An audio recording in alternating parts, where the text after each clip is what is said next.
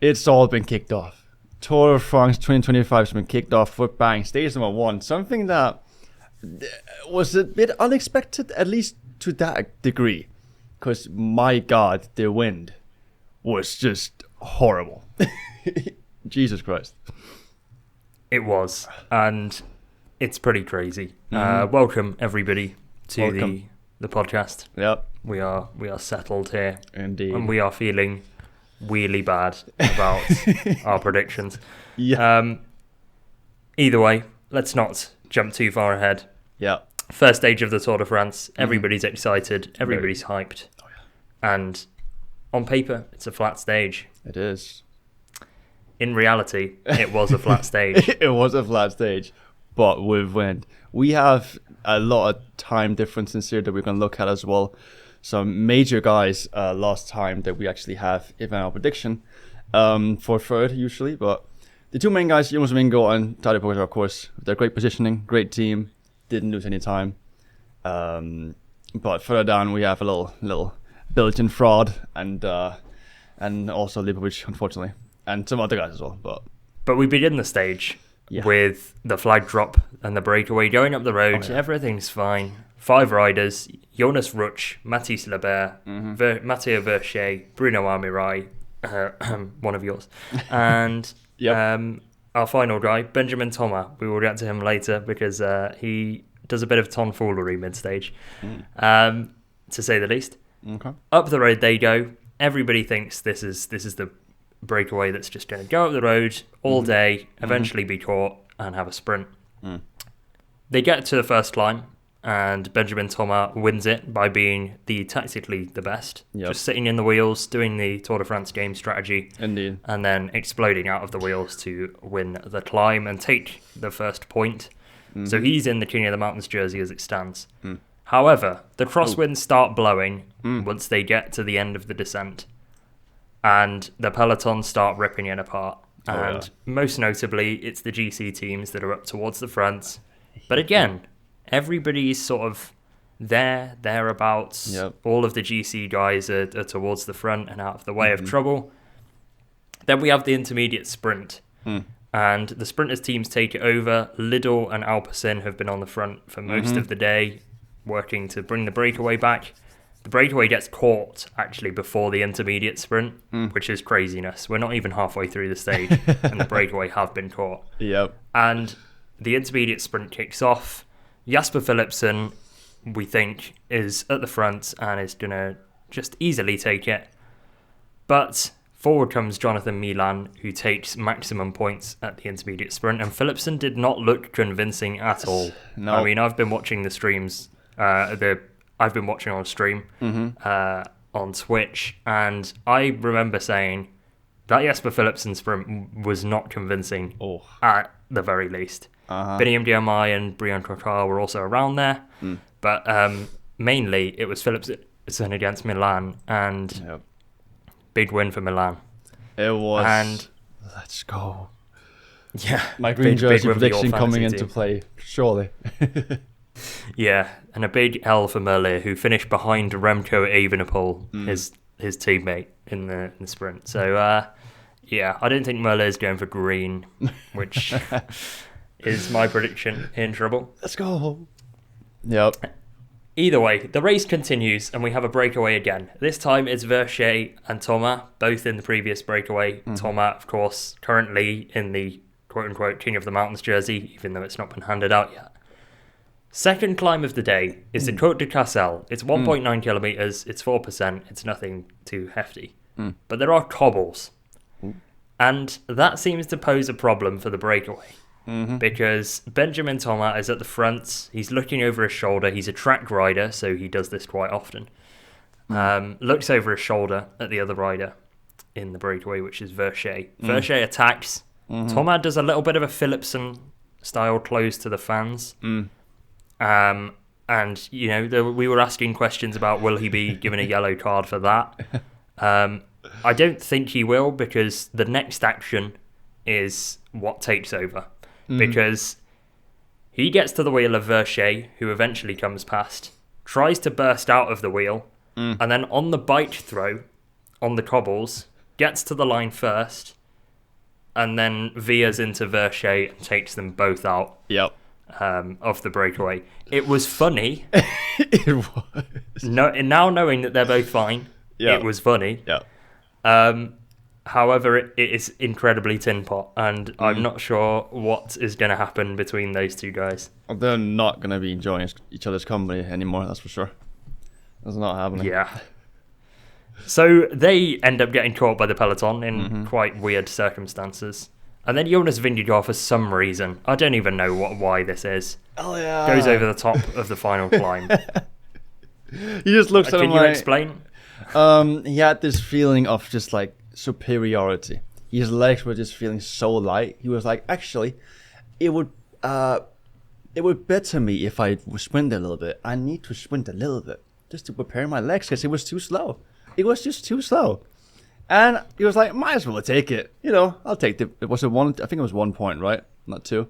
Yep. Yeah, that's the 1 point. Now he's a lot closer to the... he's one of 2 guys who has points for Blogging on Jersey. He is 2nd place overall. And he's going for the next stage in the breakaway. Yeah, he was kind of like, the pace has been high from kilometre 0 until like kilometre 140 where we got up to. But do you know what? I could do with me being at the front just for this 1 point. Isn't it? Legendary. In between these points, by the way, we've had multiple crashes, and I'm surprised there weren't more, to be honest with you. Yep. And 2 of them result in abandonments. One of them is Stefan Bissiger for Decathlon, and the second one is Filippo Ganna, who was involved in a crash with Sean Flynn of Picnic Post NL.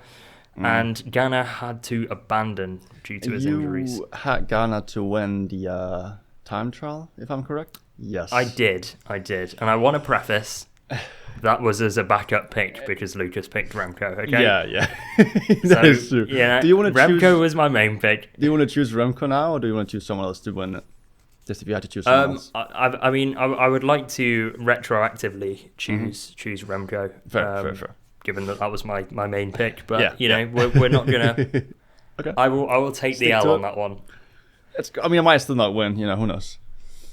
The way that Remco's been riding. Oh no. Yeah. I don't know.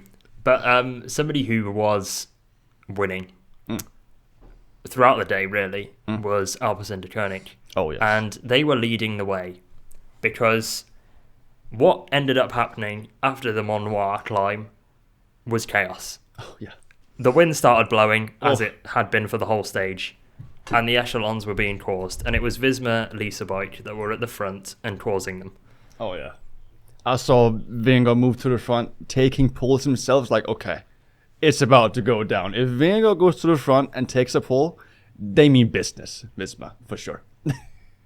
It was elite. It was like Pogacar would give it to Vingegaard. Vingegaard would give it to Van Der Poel. Van Der Poel would give it to Vauquelin, and it was like all of these like crazy guys, man. In the front group. But there were multiple riders that weren't there. Most notably, Remco Evenepoel and Primož Roglic. Oh, yep. I didn't see how or why. They were just poorly positioned, I guess. Too far back. We've seen it before, both individually as them as riders, but also just with their teams. They're not up to par. With the tactics and the strategical awareness of stuff happening during the stage. And I'm honestly not surprised to see it happen. Like it didn't surprise me one bit. It did surprise me that they managed to do that much damage, but them getting caught behind, that was bound to happen, I think. Yeah, there were a couple of surprises for me. It was baffling to see 0 Red Bull Bora Hansgrohe riders, despite them taking a predominantly flat rider team to help Roglic in the Crosswinds, and yet none of the team made it into the first split, which was easily like 20 to 30 riders. I think over 30. So you had this split at the front, and a couple of GC guys were in there. Tobias Holland Johannesson was there, Ben O'Connor was there. So like some of the outsider GC guys had made it and some of the outsider GC guys hadn't. but it was difficult to figure out who was where, basically. Yep. But we certainly knew that Ben O'Connor was there, because with 4 kilometres to go, there's a big shoulder from one of the Tudor riders to Marijn van den Berg, who was one of the sprinters that made it. We've not even talked about the sprinters that made it. We haven't even gotten to that yet. But Van den Berg gets a big shoulder from one of the Tudor riders. I don't know who it was. Yeah, not sure. And because of that, goes down. Caden Groves somehow doesn't crash for Alpecin de Koning. He pretty much runs over Marijn van den Berg and somehow keeps it up. But his fellow Australian, Ben O'Connor, could not. And he crashes. He is given the same time, however, because the 3 kilometre rule has become the 5 kilometre rule for this stage. They're kind of messing with it now. But O'Connor's going to be counting his lucky stars that it is better for him that it's 5 kilometres. But I'm sure he didn't really want to go down. No, I doubt. I heard one of the Danish commentators say that apparently Van den Berg actually accidentally rode onto the wheel of Gourmet, like his back wheel, and that's why he crashed. Okay. It's probably a mix of both, really. Yeah, very likely. It looked very odd, to be fair, so I'm not sure. So Van den Berg was one of the sprinters that made it but couldn't sprint. Guillaume, you mentioned, was in the group as well, and there were some other sort of miscellaneous sprint guys that had made it there. Paul Penaway of Groupama FDJ, for example. Verenskjold and certain Verenskjold and Fredheim for Uno X Mobility. So Uno X had kind of 2 sprint options there. But every other sprinter missed it. Yep. And that includes Tim Merlier and Jonathan Milan. My boy. So once that happened, everybody was on edge, and to the front came Alpecin de Koning because they had 5 riders in the front 30. Crazy. This was pure dominance, and this was where the dominance began. Yep. Because forward comes Jonas Vingegaard. He hands over to Mathieu Van Der Poel, who doesn't do a long pull. No. I'm going to be honest, people are overrating this Mathieu Van Der Poel pull. He goes for about 50 metres, hands over to Caden Groves. Caden Groves hands over to Philipsen. And it's race over. Guillaume's in the wheel, but he cannot come out of the wheel. People were like, oh, is he closing Guillaume to the barriers? And then, as they realised, the sprint went on. Yeah. Guillaume just didn't have it. It did look like he was sprinting early and trying to get up momentum, and he was up momentum, but Philipsen might have got a little elbow, so he couldn't, go on the inside. It's at least too dangerous. I would not go on Philipsen's inside, ever. No way. No, I value my life. But even if that wasn't the case, I think Philipsen probably still would have won. It would have been closer, but it would still have been Jasper Philipsen winning the stage, I believe. So Philipsen does win the stage. Guillaume finishes second pretty comfortably. Søren Verenskjold is the final real proper sprinter. In third, Pascal Ackermann was in the group but did not sprint. However, for some reason, Chris Nylands launched a flyer on the left-hand side before the sprint. Actually did pretty well to end in the top 15. Fair play to him. Valid. But, yeah, a bit of a weird move. Yeah. Either way, Søren Verenskjold third, but more importantly, we're looking at the GC guys. And Tadej Pogacar crosses the line 18th. Fine. Away from all the drama. Vingegaard 20th, away from all the drama. Indeed. And we start looking down the list. Oh, we go down. Enric Mas survives. Just about. Ben O'Connor, thanks to a crash, is also given the same time. So he also is on the same time as everybody else. Yep. But down we go. We get to 39 seconds, which is the gap to the second group. Yep. And we're already seeing GC guys in here. Santiago Buitrago, Bahrain victorious. Florian Lipovitz, Bora Hansgrohe. But more importantly, Primož Roglic. Yep. Remco Evenepoel. Oh, man. It's just like, their odds was so bad to begin with, and losing 39 seconds on the first stage.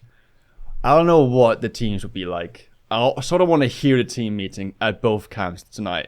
Because, my God.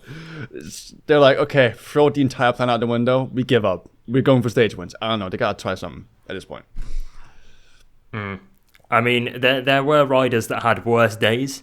But this is a bad day for Roglic and Remco on day one. I mean, one of the worst the riders that had one of the worst days, apart from those that crashed, was Lenny Martinez. He came home last, nearly 10 minutes down, and he was off the back all day. I don't know whether he was ill or whether because of, like, he's a really small guy, so can't really hack it on the flat if it goes too quickly, and they were going quickly throughout the whole stage. Indeed. So I don't know whether it was probably a mix of both, really, but it's not a good sign for him either. But more importantly, it is the Remco and Roglic discussion now. We also saw Simon Yates not having a good day whatsoever. He got caught very early, and I've just seen he's lost 6.5 minutes. He wasn't a GC favorite, but I was assuming he could have, maybe played a little role later on if he was still in the GC, just to scare Tadej a little bit. But that's no longer a thing for sure. He's far gone. Yeah, Simon Yates loses 6.5 minutes. Adam Yates on UAE loses 5 minutes and 18. Yep. This was a bad day for UAE. They only had Pogacar and Tim Wellens in the crosswind. Visma had like 4 guys, I think it was. Yeah, roughly. At present, Jonas being one of them. So today, I think, is proof that in the crosswinds, Visma are a better team than UAE. Yeah. And I would not be surprised at all if in future crosswind stages they try and do this to the next level. Because there might be more. According to the Tour de France game, there are more. Stage 3, huge crosswind. Exactly. And pretty much this whole first week is like minor to major crosswind chance. So yeah, it could be so dangerous for Pogacar, and he's going to have to be on it from minute 1. Indeed. But your winner is Jasper Philipsen, and to be honest, I did not expect him to do it stage 1. Like he was on about like, I want to win my 10th, and it would be great to win my 10th at the Tour. I did not expect him to get number 10 on day 1 and be in the yellow jersey. But it was an absolute clinic from Alpecin. Indeed. And it sucks for guys who didn't have him on their fantasy team. My God, he racked in so many points. Oh, Jesus. So yeah, Philipsen moves into the yellow jersey, 4 seconds ahead of Guillemot, 6 seconds ahead of Vernon Skjold, everybody else at 10 seconds. Indeed. And then we've already been through the GC gaps, really. Yep. Benjamin Thomas, as of recording, still has 2 King of the Mountains points. Indeed. I think he will retain the King of the Mountains jersey. Okay. I just think it was a little bit of a weird incident. Yeah. And I think you'd call it a racing incident, wouldn't you? Yeah, that sounds about right. But a comedy moment from the stage, definitely. And Philipsen moves into the green jersey lead already. And I'm looking at the green jersey classification right now. Philipsen on 63. Yep. Guillemot on 45. Picked. Then third place is Turgi on 29. We're already seeing 2 guys pull away at the front. Already. Milan on 20 from the Indomine sprint. Oh, it's not looking too good, but I have faith that Philipsen's going to mess up somehow and crash somehow. And Milan's just going to come right through. He looked so dominant in the Indomine sprint. Like, it was a dominant display. So, if he can just stay in position and actually be there at the end, then I have faith he's going to come back. And it's been a disaster, at least for my fantasy team. We didn't even go through our fantasy teams at the start of this race. So do you want to introduce your set of riders? Yeah, let's introduce it. Here we have it. My fantasy team, as you can see on the screen right here, we have only from Team Picnic Post. We have Milan as well. I picked him for the stage winner.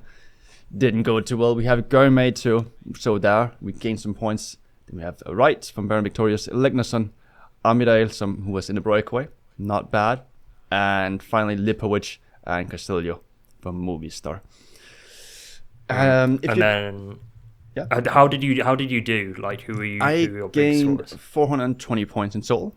251 from Gourmet. He definitely carried this. 90 from Milan and 79 from Amidail. Those were the only 3 who really gained points in the first stage here. So I'm wondering whether to do a transfer at some point. If you don't know, you have 8 transfers in total. But I think I'm waiting a little bit, at least until the first flat stage out of the way. And hopefully I haven't made a huge mistake and Pogacar wins tomorrow, because that would suck. Yeah, my team is distinctly worse performing today. Remco Evenepoel, already behind. Nice. Really good start. Good start. Jonathan Milan with the stage winner bonus on ×2. Arnaud Delis, who was involved in the battle for the sprint of the second group, which is not going to win you any points. Nope. Lenny Martinez, great stuff. Last place in the race today. Pavel Bittner, who got 15, Leonard Van Aertveld's got 3, and then Stroins and Velasco have got 0, but I kind of expected them to get 0. So, Fair. Yeah, bad score from Milan. Not the best showing from either of us, but I have faith we'll bring it back. At least Milan. I'm not selling Milan yet. I still have faith. He's gonna come back. Maybe not next stage, but hopefully in the future at some point. So yeah, what do you expect now going into stage 2 then? I'd say Visma have taken like an early lead, but not a big lead. I don't know. I don't think it changed the plan much for Visma. Aside from they're seeing some weakness in the UAE team, so they might be a bit more offensive. But at the same time, there's no weakness in Tadej Pogacar, so that doesn't change that plan. That's the main thing that they want to, tear apart to a degree. I still think that them doing anything to try and bring it to a what do I call it? Like a close battle at the end of the next stage, like a small group with both Tadej and Vingegaard, still wouldn't be what they were trying to do. They were trying to somehow take the bonus seconds away from Tadej. At least that, but yeah, I don't know. They could play it a lot of different ways. I'm not entirely sure. They might be going for a stage with Wout Van Aert, to be honest, to take the bonus seconds as well, if he's there at the end. But yeah, I feel like one thing that is going to be happening between these two stages is that Primož Roglic is going to have a word with his flat domestiques for Bora. Oh, yeah. Because at the end of the stage, when the second group were coming in, both Jordi Meeus and Danny Van Poppel, who were supposed to be his teammates. Admittedly, Meeus is the sprinter, like the team sprinter, that's fine. But you're not sprinting for the stage win. Both Meeus and Van Poppel sprinted full out at the end, which is kind of telling me that they didn't help when the crosswinds were actually happening. So I think Roglic might have to have a word with those two in particular. And just let them know that he is trying to be in a GC fight. That is not the best look, that's for sure. But yeah, I think predictions for tomorrow, I'd say are pretty much the same. I see Van Der Poel going hard, especially with the lack of a lead out he did today. I feel like, he's kind of saving himself for the second stage. So hopefully my Van Der Poel prediction at the start of this tour comes off. I believe, did I go for Skjelmose or am I mistaken? I think you did go for Skjelmose. I think I went for a Danish guy anyway. We should probably write a list. I can write it down afterwards for the next for tomorrow. But yes, I think still my pick is definitely gonna win. Whoever that may be. And we will leave it at that. That is expert podding. Indeed. That is elite. So that's all we've got, I guess. I mean, I've exhausted all my opinions. The stage was a classic. What are we rating it out of 10? Oh, out of 10. I mean, it had all of it, didn't it? It had crashes, it had mechanicals, it had GC difference, it had the unexpected nature, the surprise factor, you could call it.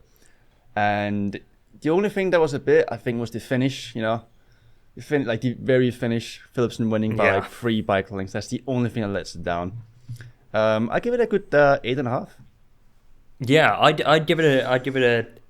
I was thinking 8.5. I'm gonna bump it up to a 9. Oh, okay. Just because, having watched the whole stage for a sprint stage, this was crazy from kilometer 0. Yes. And usually you get a little bit of time to breathe in a sprint stage. No. I didn't have that at all. Nope. I mean, I was on stream yapping. But yeah. For a sprint stage, I think this gets bumped to a 9 for me because this was a very good stage. Yep. And if the tour can continue like that, then we are in for a fantastic race. We're in for a treat, bro. Touch wood, fingers crossed. Oh yeah, all of it. So that's all we've got time for today at least, and I can't wait for tomorrow's stage. Same. don't forget to subscribe to the channel, like the video, check it out on Spotify, all the other stuff as well if you're watching on YouTube. And then we'll see you all tomorrow with the review of stage number 2. Take care.